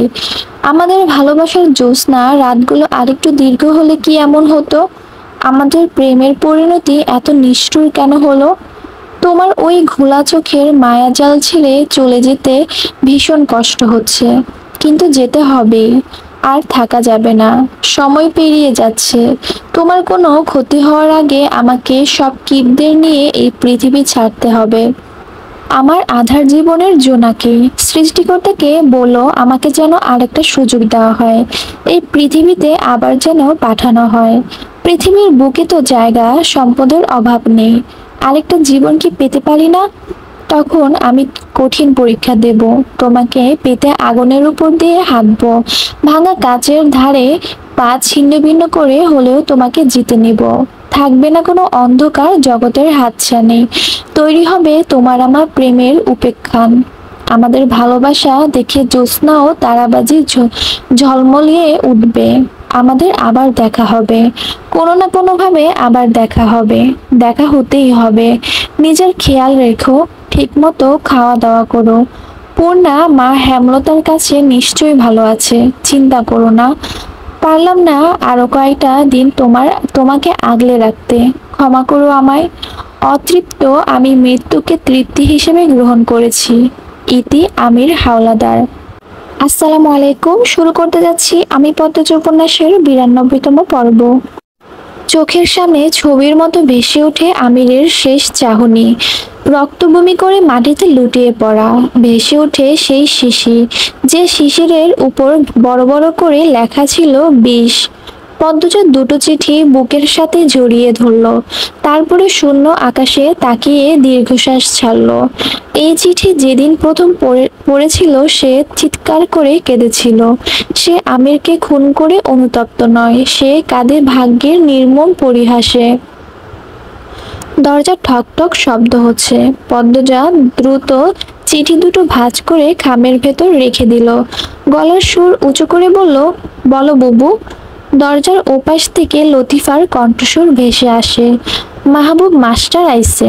পদ্মজা বলল, নাস্তা তৈরি করো, আমি আসছি। পদ্মজা চোখের পানি মুছে ঘরে আসলো। আয়নায় দেখলো সে যে কেঁদেছে বোঝা যাচ্ছে নাকি, না বোঝা যাচ্ছে না। গায়ের শালটি রেখে আলনার থেকে আরেকটি কালো শাল নিয়ে ভালো করে মাথা ঢেকে দিল। তারপর দরজা খুলে বেরিয়ে আসে, বৈঠকখানার সামনে গিয়ে স্থির হয়ে দাঁড়ালো। মাহবুব মাস্টার বসে আছেন, তার বয়স 50-এর কাছাকাছি। তিনি অঙ্কের মাস্টার। পদ্মজা আর তিনি স্কুলের শিক্ষক, ভালো পড়ান। তার সামনে বসে আছে 3টি ছেলে মেয়ে। এই 3 জনকে পড়ানোর জন্যই পদ্মজা মাহবুব মাস্টারকে ডেকেছে। মাহবুব মাস্টার 12 বছরের ছেলেটিকে আগে প্রশ্ন করলেন, তোমার নাম কি? ছেলেটি প্রবল উৎসাহ নিয়ে বলল, আমার নাম নুহাশ হাওলাদার। আর ওর নাম? মাহবুব নুহাশকে থামিয়ে দিলেন, বললেন, তুমি শুধু তোমার নাম বলো, অন্যজনেরটা বলতে বলিনি। কাটা থুতু নেই, তোমার নাম কি? আমিরাতুন নিসা নুরি। নুরি অবাক হওয়ার ভান করে নিজের নাম বলল। তার থুতনিতে গর্ত আছে বলে কি তাকে কাটা থুতুনি ডাকতে হবে? সে মনে মনে ব্যথা পেয়েছে। নুরির পাশে বসে থাকা 10 বছরের মেয়েটি বলল, আমার নাম জিজ্ঞাসা করছেন না কেন? আমি সবার ছোট, আমার নাম খাদিজাতুন আলিয়া। মাহবুব মাস্টার চোখের চশমা ঠিক করে বললেন, ভীষণ বেয়াদব তো, এত অধৈর্য কেন তুমি? নুহাশ আলিয়ার মাথায় থাপ্পড় দিয়ে বলল, মা কি বলেছে মনে নেই? বেশি কথা বলতে নিষেধ করেনি? আলিয়া কটমট করে নুহাশের দিকে তাকালো। নুহাশ বলল, খেয়ে ফেলবি আমাকে? আলিয়া খামচে ধরলো নুহাশের মাথার চুল। নুহাশও আলিয়ার চুল খামচে ধরে। দুজন ধস্তাধস্তি করে মেঝেতে শুয়ে পড়ে। তারা দুজন কথায় কথায় ঝগড়া বাঁধিয়ে ফেলে। মাহবুব মাস্টার আটকে উঠলেন, হৈ হৈ করে চিৎকার করে উঠলেন। পদ্মজা পর্দা ছেড়ে বেরিয়ে আসে। সঙ্গে সঙ্গে নুহাশ ও আলিয়া থেমে গেল, সোজা হয়ে দাঁড়ালো। নড়ি 2 চোখ খিচে চাপা সুরে নুহাশকে বলল, দিলি তো মাকে রাগিয়ে। মাহবুব মাস্টার হতবাক। পদ্মজার মতো নম্র ভদ্র শিক্ষিকার এমন উশৃঙ্খল ছেলে মেয়ে। তিনি চশমা ঠিক করতে করতে বললেন, এত অসভ্য এরা। পদ্মজা শীতল চোখে নুহাশ ও আলিয়ার দিকে তাকালো। তারা নতজানু হয়ে আছে। পদ্মজা বলল, সবাই ভেতরে যাও। পদ্মজার কণ্ঠে রাগের আঁচ। তা টের পেয়ে আলিয়ার চোখে জল জমে। প্রায় প্রতিদিনই নুহাশ আর তার ঝগড়া হয়। ঝগড়ার জন্য শাস্তি পায়, তবুও ভুলে ভুলে আবার ঝগড়া করে ফেলে। তারা চুপচাপ ঘরের ভেতর চলে গেল। পদ্মজা মৃদু হেসে মাহবুব মাস্টারকে বলল, ওরা একটু খ্যাপা ধরনের, ভাই বোন একসাথে থাকলে যা হয়। শয়তানদের মেরুদণ্ড সোজা করতে করতে চুল পেকেছে আমার, এদেরকেও কয়দিনে সোজা করে ফেলবো। আগামীকাল থেকে আর দুষ্টুমি করবে না, আপনি একটু ভালো করে পড়াবেন। আমার 3টা ছেলে মেয়ে অঙ্কে কাঁচা, আপনি আমাকে বলেছেন, এতেই যথেষ্ট। অঙ্ক ওদের প্রিয় সাবজেক্ট না, বানাতে পারলে আমি মাহবুব মাস্টার না। পদ্মজা জোরপূর্বক হাসলো। মাহবুব মাস্টার একটু বেশি কথা বলে। যাওয়ার পূর্বে মাহবুব মাস্টার বলে গেলেন, আগামীকাল থেকে প্রতিদিন সকাল 7টায় অঙ্ক পড়াতে আসবেন। পরন্ত বিকেলে আলিয়া ছবি আঁকছে। সে খুব ভালো ছবি আঁকে, বর্ণনা শুনে হুবহু ছবি আঁকতে পারে। গায়ের রং শ্যামলা, তার নাম আমিরের নামের সাথে মিল রেখে আলিয়া রাখা হয়েছে। পদ্মজা 5 বছর জেলে ছিল। জেল থেকে মুক্তি পাওয়ার পর তার নিঃস্ব জীবনে রুম্পার ছেলে নুহাসের আগমন হয়। রুম্পা নুহাসকে জন্ম দিয়েই মারা যায়। 4-5 বছর লতিফা আর বাসন্তী নুহাসকে দেখেছে। তারপর পদ্মজার দায়িত্ব নিল। নুহাস আর লতিফাকে নিয়ে চলে আসে চা বাগানের দেশ সিলেটে। তার নামে যত সম্পত্তি আমির লিখে দিয়েছিল সেসব পদ্মজা সরকারের দায়িত্বে দিয়েছে এবং অন্দরমহল ও অলন্দপুরের জমিজমা বিক্রি করে সেই অর্থ দিয়ে এতিমখানা, মসজিদ, মাদ্রাসা বানিয়েছে। গরিবদের খাবার, জামা কাপড় দান করেছে। একটি পয়সাও নিজের জন্য রাখেনি। খালি হাতে সিলেট এসেছে। সিলেটে পদ্মজার রেনু নামে এক বান্ধবী ছিল। তারা একসাথে ঢাকা পড়েছে। রেনুর সহযোগিতায় পদ্মজা একটা বেসরকারি স্কুলের শিক্ষক হয়। মাস তিনেক পর হতেই পদ্মজা অনুভব করলো তার বেঁচে থাকা কষ্ট হয়ে যাচ্ছে। মানসিকভাবে ভেঙে পড়েছে। তাই নুহাসকে নিয়ে ঢাকা ঘুরতে যায়। কথায় কথায় পদ্মজা তুষারকে জানালো সে একটা মেয়ে বাচ্চা দত্তক নিতে চায়। তুষার এই কথা শুনে বলল পদ্মজা চাইলে তাদের এলাকায় এতিমখানা থেকে বাচ্চা নিতে পারে। তুষারের ভালো পরিচিতি আছে। প্রতি মাসে সে বেতনের একাংশ এতিমখানায় দেয়। পদ্মজা কথাটা শুনে খুব খুশি হলো। তুষারের সাহায্য এতিমখানা থেকে 2.5 বছর এক শ্যামবর্ণের মেয়েকে দত্তক নিয়ে নিজের মেয়ে মনে করে বুকে জড়িয়ে নেয়। নাম দেয় খাদিজাতুল আলিয়া।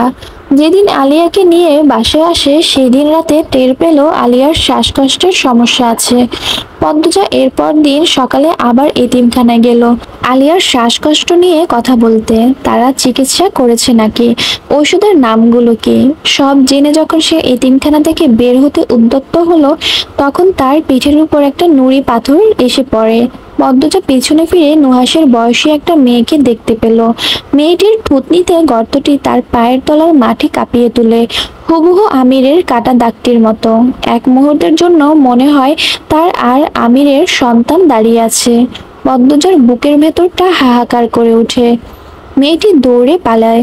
পদ্মজা মেয়েটিকে খুঁজে বের করে। তারপর এতিমখানার দায়িত্ব থাকা কর্তৃপক্ষদের অনুরোধ করলো এই মেয়েটিকে সে দত্তক নিতে চায়। পদ্মজার দুর্বলতা টের পেয়ে লোকটি বিরাট অঙ্কের টাকা চেয়ে বসে। পদ্মজা বাধ্য হয়ে আশা ছেড়ে দেয়।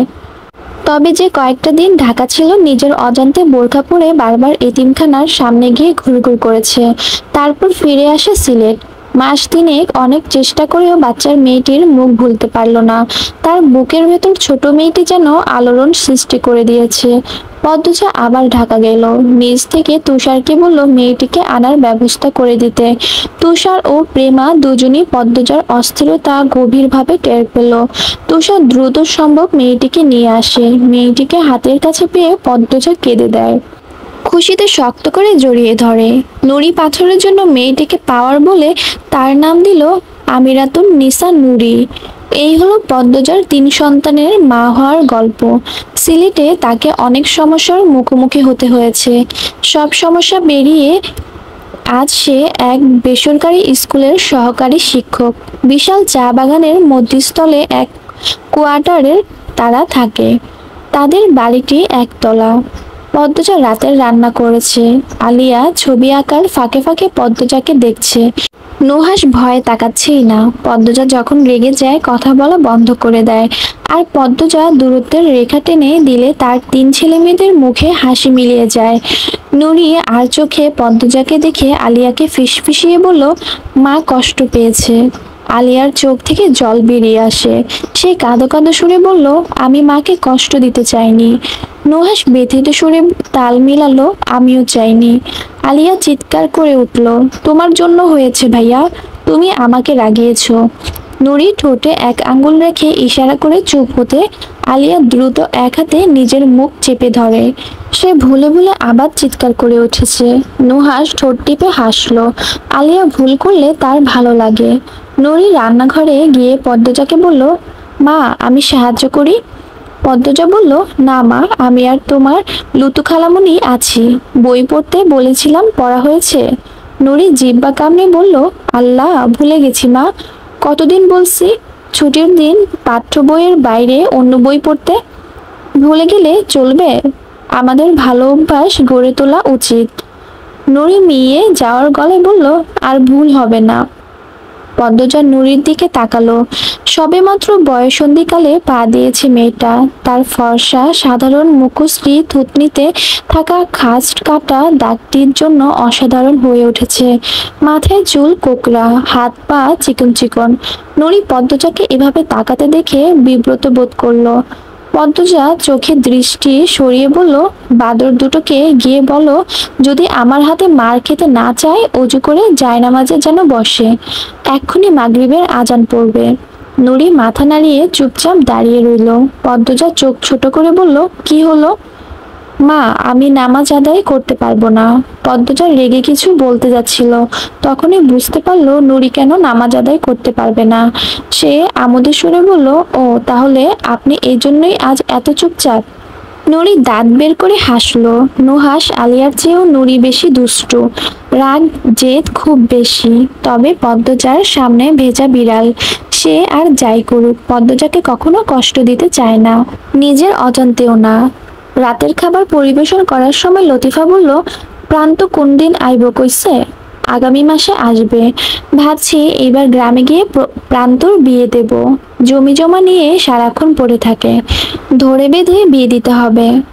বউ কোন এলাকায় আনবা? পদ্মজা হাসলো, বলল, প্রান্ত যা চায়। ধপাস করে কিছু একটা পড়ে। নুহাস আর আলিয়া আবার দুষ্টুমি শুরু করেছে। লতিফা বিরক্তি নিয়ে বলল, ওরা দিন দিন খালি শয়তান হইতেছে। শয়তান বলতে মানা করছি, আল্লাহর রহমত আমার ছেলে মেয়েরা আমার গর্ব হবে, আমি টের পাই। পদ্মজা এই তিন বাদরের ছেলে মেয়ের মুখে অলৌকিক কি দেখেছে লতিফার জানা নেই। শুধু এইটুকু জানে এরা তিনজন যেখানে যায় সেই জায়গায় তাণ্ডব শুরু হয়ে যায়। লতিফা জোর গলায় বলল, দেহ পদ্মজা, আমি কিন্তু হুদাই কইতেছি না, দিন দিন আরো বিগড়ে যাইব।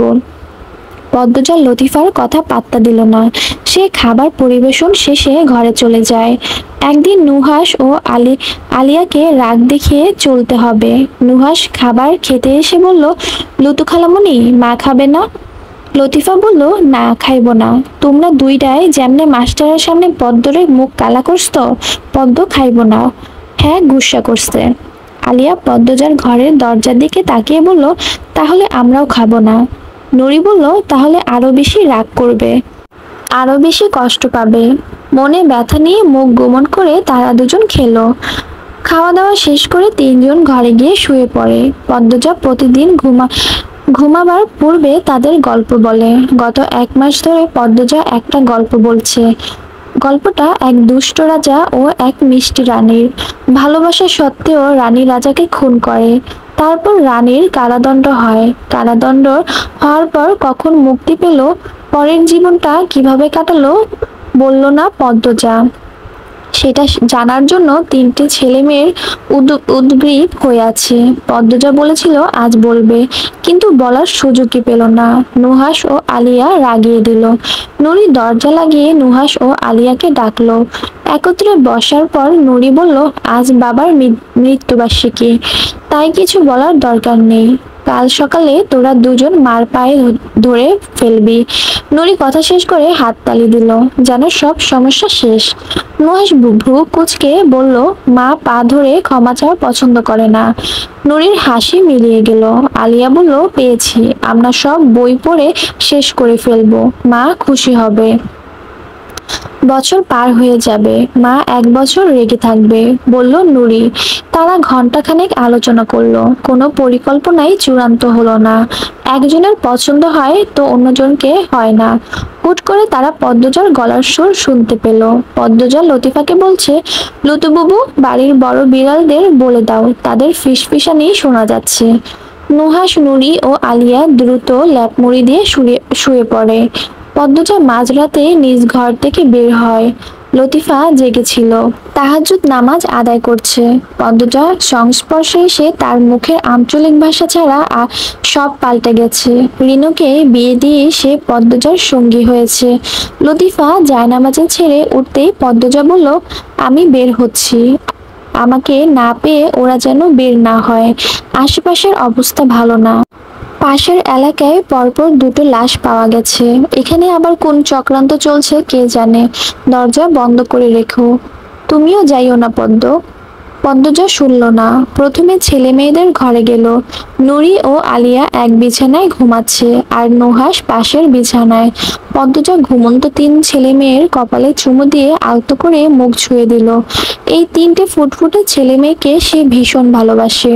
তাদের জন্য পদ্মজা নিজের জীবন কোরবান দিতেও প্রস্তুত। জীবনে যতটুকু আনন্দ আছে তার পুরোটা অবদান নুরি, নুহাস ও আলিয়ার। পদ্মজা অনেকক্ষণ বসে রইল, তারপর ঘর ছেড়ে বেরিয়ে পড়ল বাইরে। কোয়ার্টার ছেড়ে বের হতেই নিঃসঙ্গতা কামড়ে ধরে তাকে। আমিরের প্রতিটি মৃত্যুবার্ষিকী রাত সে খোলা আকাশের নিচে কাটায়। চোখ বন্ধ করে অনুভব করে ফেলে আসা স্মৃতিগুলো।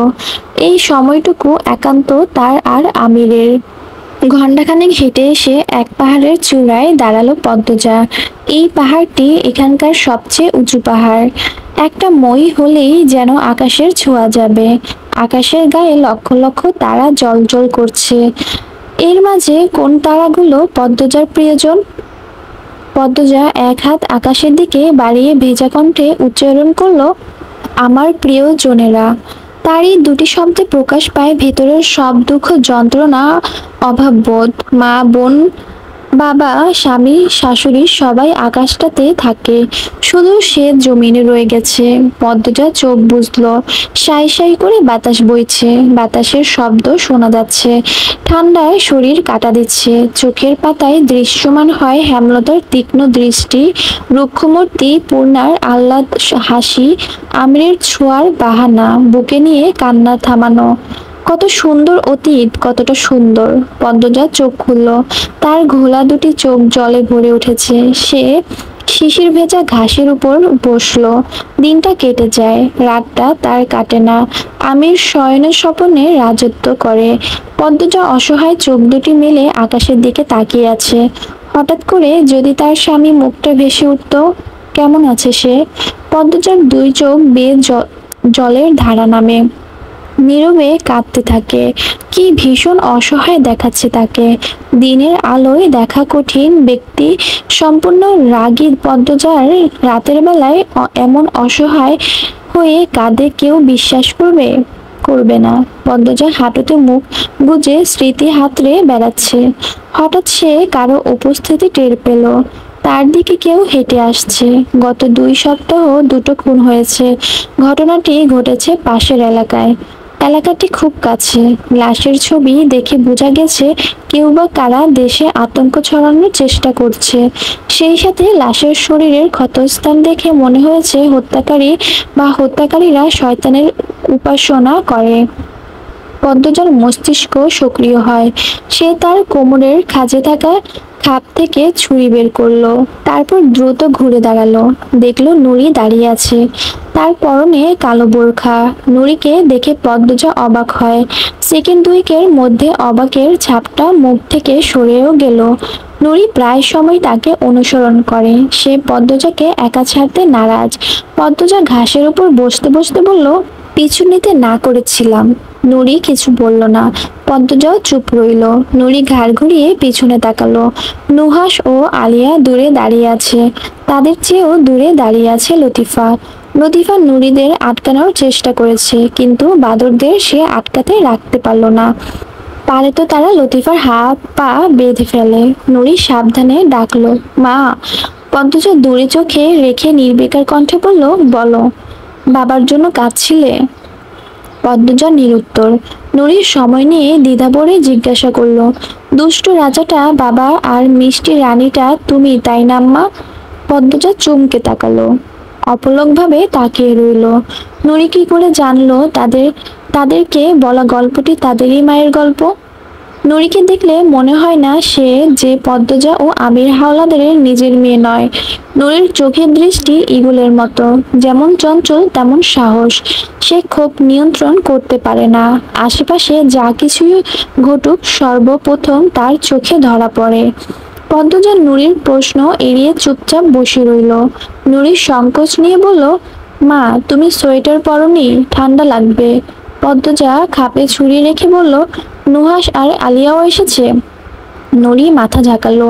পদ্মজা নুরিকে নিয়ে নিচে নেমে আসে। নুহাস ও আলিয়ার সামনে এসে তিনজনের উদ্দেশ্যে বলল, সাহসী সঠিক সময়ে হতে বলেছি। এই রাতের বেলা ঝুঁকি নিয়ে মায়ের পিছু নিতে নয়। লতিফা এগিয়ে এসে বলল, তোমারে লইয়া হেলা চিন্তায় আসিল। খুনটুন যে হইল গত সপ্তাহ এর লাইগা। পদ্মজা ভ্রু বুঝিয়ে বলল, তাহলে ওরা আমাকে বিপদের হাত থেকে বাঁচাতে এসেছে। নুরি, নুহাস ও আলিয়া ভয়ে একজন আরেকজনের চাওয়াচাই করলো। পদ্মজা হেসে তিনজনকে দুই হাতে জড়িয়ে ধরে বলল, আমার সাহসী বাচ্চারা, কিন্তু এত রাতে আসা একদম ঠিক হয়নি। হ্যাঁ, আমরাও ঠিক হইনি। আমরা কেউই আর ভুল করব না, ঠিক আছে? তিনজন সমস্বরে বলল, ঠিক আছে মা। পদ্মজা তার ছেলে মেয়েদের নিয়ে পাহাড় ছেড়ে সমতলে নামে। পথে আলিয়া বলল, মা একটা কথা বলবো। পদ্মজা আদুরে সুরে বলল, বলো বাবা। মজনু স্যার রূপকথা দিদিকে কিছু বলেছে মনে হয়। পদ্মজার কপালে চিন্তার ভাঁজ পড়ে। মজনু তার স্কুলের একজন শিক্ষক, নবম ও দশম শ্রেণীর ছাত্রীদের বাংলা পড়ায়। তার নামে অনেক অভিযোগ আছে। ছাত্রীদের হেরাস করে, শরীরে বিভিন্ন অজুহাত হাত দেয়। বিয়ে করেছে দুটি। অনেক মেয়ে মজনুর জন্য স্কুলে আসা ছেড়ে দিয়েছে। তারা কিছু বলতেও পারে না, সইতেও পারে না। মাস ছয়েক আগে স্কুলের এক মেয়ে দাবি করেছে সে গর্ভবতী। মজনু তাকে ভয় দেখিয়ে অনেকবার শারীরিক সম্পর্ক করেছে। মজনু অস্বীকার করে। উল্টো সমাজে মেয়েটির বদনাম হয়। তাকে আর স্কুলে দেখা যায়নি। পদ্মজা সত্যতা নিশ্চিত করার জন্য মেয়েটিকে খুঁজেছে, কিন্তু পেল না। তার পরিবারকেও পেল না। মজনু পদ্মজার সাথে ঘেঁষার চেষ্টা করেছে অনেকবার। চরিত্রহীন লম্পট পুরুষ সে। পদ্মজার কর্তৃপক্ষের কাছে চিঠি পাঠিয়েছিল, লাভ হয়নি। মজনু সিলেটের এমপি সুইন আলমের শালা। এজন্যই পদ্মজার অভিযোগ গ্রহণযোগ্য হয়নি।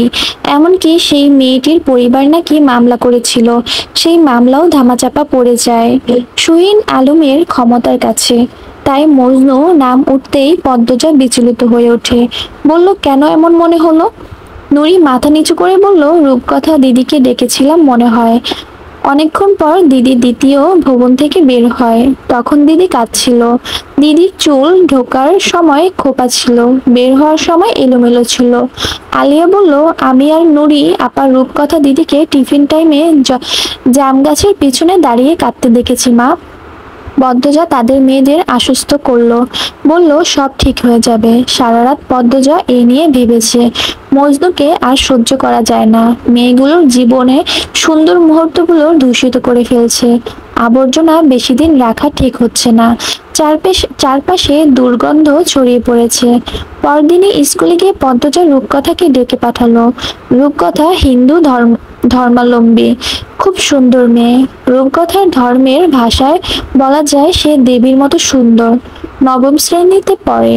রূপকথা পদ্মজার সামনে এসে কাচুমাচু হয়ে দাঁড়ালো। পদ্মজা রূপকথার পরখ করে নিল। বলল, তোমাকে ভীষণ হতাশাগ্রস্ত আর ভীতগ্রস্ত দেখাচ্ছে। আমাকে তোমার সমস্যা খুলে বলতে পারো। রূপকথা পদ্মজার কথায় অপ্রতিভ হয়ে উঠল। পদ্মজা চেয়ার ছেড়ে রূপকথার পাশে এসে দাঁড়ায়। রূপকথা মাথায় হাত রেখে বলল, মনের মাঝে চেপে রেখো না, কষ্ট লুকিয়ে রাখতে নেই। হাতের মুঠো এনে চেপে ধরে ধ্বংস করে দিতে হয়। রূপকথা পদ্মজার সংস্পর্শে আজ প্রথম এসেছে। পদ্মজাকে প্রতিটি ছাত্রছাত্রী সম্মান করে, ভালোবাসে। তার ব্যবহার এবং সৌন্দর্য দুটি সবাইকে অভিভূত করে ফেলে। অনেকে বলে পদ্মজার শরীরে তারা নাকি মামা গন্ধ খুঁজে পায়। রূপকথাও পাচ্ছে। সে কেঁদে ফেলল। পদ্মজা রূপকথার মুখটা উঁচু করে ধরল। বড় বড় আখি তার, লাল টুকটুকে গাল, জোড়া ভুরু। এমন সুন্দর মেয়েকে কাঁদতে পারে? পদ্মজা বলল, মজনু স্যার কি বলেছে তোমাকে, আমাকে বলো। রূপকথা অনেক কষ্টে কান্না আটকে বলল, আমার মা বাবা নেই, জ্যাঠা জেঠিমা কাছে থাকি, ঠাম্মার কথায় জ্যাঠা আমাকে পড়াচ্ছে, দিদি দিঘিপাড়ায় সতেন্দ্রবাবু আমাকে বিয়ে করতে চেয়েছেন, জ্যাঠা বলেছে পরীক্ষা যদি ফেল করি আমাকে বিয়ে দিবে। পদ্মজা জানতে চাইল, সতেন্দ্রবাবু মানে দিঘিপাড়ার মোড়ের মধু ব্যবসায়ী? হ, উনি তো তোমাদের দাদার বয়সী। আর যেহেতু তোমার জ্যাঠা বলেছে ফেল করলে বিয়ে দিয়ে দিবে, তাহলে পাশ করার চেষ্টা করো। রূপকথার কান্না বাড়ল। পদ্মজা বুঝতে পারলো এখানে আরো ঘটনা আছে। সে কোমল কণ্ঠে বলল, লক্ষ্মী মেয়ে, সবটা বলো আমাকে। রূপকথা বলল, মজনু স্যার বলেছে ওনার সাথে প্রেম না করলে আমাকে ফেল করিয়ে দিবেন। ওনার সাথে যেন প্রেম করি, আমি ভয় পেয়ে যাই। আমি জানি না প্রেম কিভাবে করে। উনি যখন আমাকে ডাকেন আমি যাই। আমাকে অনেক কষ্ট দেয়, শরীরে হাত দেয়, আমার ভালো লাগে না, রাতে ঘুমাতে পারি না। ঠাম্মাকে বলছি, ঠাম্মা বলেছে স্যার যা বলে শুনতে, তাহলে বেশি মার্ক পাবো। স্যার গত পরশু আমাকে বলেছে আমি আজ যেন স্যারের সাথে ঘুরতে যাই। রূপকথা কাঁপছে, হেঁচকি তুলে কাঁদছে। অনাথ মেয়েটা মা বাবার আদর ছাড়া বড় হয়েছে। আপন দাদি সমস্যা শুনে বলেছে স্যার যা বলে শুনতে, এতে নাকি বেশি মার্ক পাবে। কেমন মানসিকতা! আজ ঘুরতে গিয়ে জানোয়ারটা মেয়েটার কত বড় ক্ষতি করে ফেলবে কে জানে। মজনু সেই অভাগী মেয়েটিকে কি এভাবে ভয় দেখিয়ে কাছে টেনেছিল।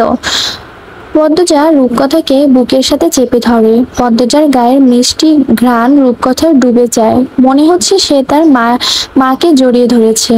তার কান্না বেগ বাড়ে। পদ্মজা রূপকথার মাথায় হাত বুলিয়ে বলল, এই ব্যাপারে আর কাউকে কিছু বলো না, আজ বাড়ি চলে যাও। স্কুল ছুটির পর পদ্মজা মজনুর পিছু নেয়। মজনু তার বাসায় না গিয়ে সিলেট বোরহান উদ্দিন মাজারের পাশে এলাকায় গেল। পদ্মজাও সেখানে গেল। মজনু বারবার হাতের ঘড়ি দেখছে, বোঝা যাচ্ছে সে কারোর জন্য অপেক্ষা করছে। পদ্মজা একটা সাদা বিল্ডিং এর পিছনে দাঁড়িয়ে থাকে। প্রায় 40 মিনিট পর তাদের স্কুলের জামা পরা একটা মেয়ে মজনুর সাথে দেখা করতে আসে। পদ্মজা ঘৃণায় কপাল কুঞ্চিত করল। মজনু পড়ানোর জন্য নয়, সুযোগ ব্যবহার করে মেয়েদের ভোগ করার জন্য শিক্ষক হয়েছে। শিক্ষক কখনো লম্পট হয় না, লম্পটরা শিক্ষকের মুখোশ পরে। পদ্মজা পরপর 3 দিন সাবধানে মজনুকে অনুসরণ করে নিশ্চিত হয়েছে মজনু রাতে ঘুমাবার পূর্বে বাইরে টং দোকানে চা খেতে যায়, তারপর সিগারেট ফুঁকতে ফুঁকতে বাড়ি ফিরে। রাস্তায় দুই পাশে ঝোপ জঙ্গল, এটা মজনুর প্রিয় অভ্যাস হতে পারে। রূপকথা 3 দিন পদ্মজার কথায় স্কুলে আসেনি। 4র্থ দিন শেষে রাত 8টার পদ্মজা একখানা বড় কাগজে একটি বড় ধানের বস্তা ও রামদা নিল, খুলে দিল নিজের কানের দুল। শরীরে এমন কিছু রাখলো না যা প্রমাণ হিসেবে কাজে লাগতে পারে।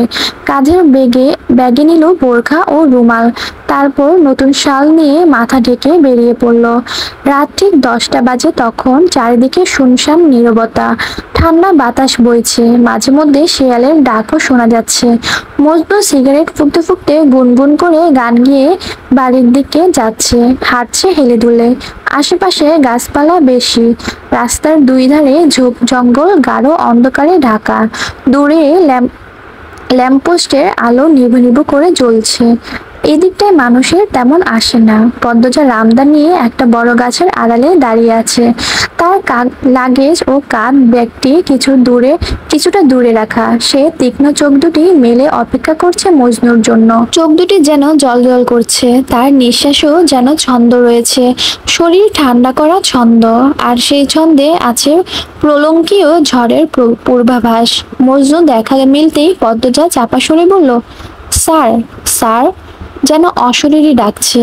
মজনুর একটু ভয় করলেও উৎসুক হয়ে ডানে তাকালো।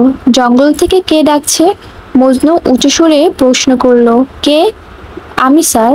কণ্ঠস্বরটা চেনা মনে হচ্ছে, তবে কেমন যেন ভুতুড়ে এবং ভারী। মজনু হাতের সিগারেট ফেলে 2 পা এগিয়ে গেল, বলল, আমিটাকে? আমি পদ্মজা।